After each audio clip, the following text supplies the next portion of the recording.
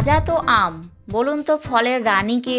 প্রশ্ন শুনেই মাথা চুলকাচ্ছেন 99% মানুষ। আপনি জানেন ঠিক উত্তরটা? চলুন জেনে নেওয়া যাক আমাদের এই প্রতিবেদনে।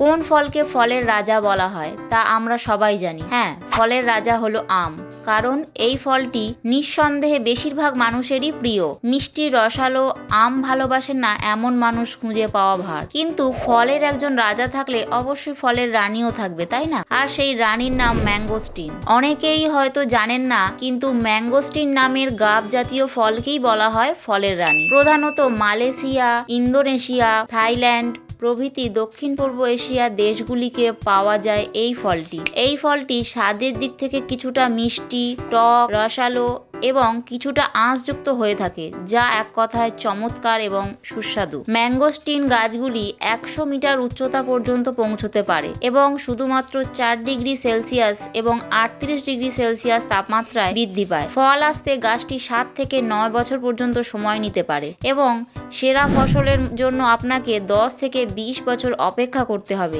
এই ফলের বৈজ্ঞানিক নাম গার্চিনিয়া ম্যাঙ্গোস্টিনা। এই ম্যাঙ্গোস্টিন ফলটিকে ফলের রানী উপাধি দিয়েছেন আমেরিকার প্ল্যান্ট এক্সপ্লোরার এবং উদ্ভিদবিদ ডেভিড ফেয়ারচাইল্ড। লেখক তার বই এক্সপ্লোরিং ফর প্ল্যান্টসে 1903 সালে এই আখ্যা দিয়েছিলেন ম্যাঙ্গোস্টিনকে। রিপোর্ট অনুসারে ম্যাঙ্গোস্টিন ফলে রয়েছে অ্যান্টিঅক্সিডেন্ট এবং ভিটামিন, যা রোগ প্রতিরোধে সাহায্য করতে পারে এবং বার্ধক্য প্রক্রিয়া ধীর করতে পারে। এই অ্যান্টিঅক্সিডেন্টগুলি সাধারণত ঠান্ডা এবং ফ্লুর মতো অসুস্থতা থেকে সুরক্ষা দিতে পারে এবং ক্যান্সার এবং হৃদরোগের ঝুঁকিও কমাতে পারে বলে মনে করেন বিজ্ঞানীরা।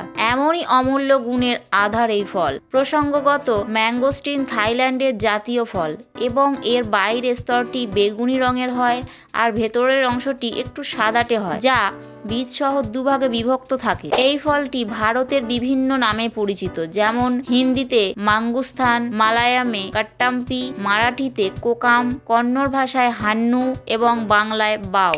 ম্যাঙ্গোস্টিন ছিলেন ব্রিটেনের রানী ভিক্টোরিয়ার প্রিয়। প্রতিবেদনে বলা হয় যে রানী তাকে 100 পাউন্ড স্টার্লিং পুরস্কার দেওয়ার প্রতিশ্রুতি দিয়েছিলেন। অন্য একটি খবরে জানা যায় মার্কিন যুক্তরাষ্ট্রে এই ফল নিষিদ্ধ করেছে, কারণ রিপোর্টে বলা হয় এটি এশিয়ার মাছি বৃদ্ধির একটি প্রধান কারণ। তবে 2007 সালে এই নিষেধাজ্ঞা প্রত্যাহার করা হয়।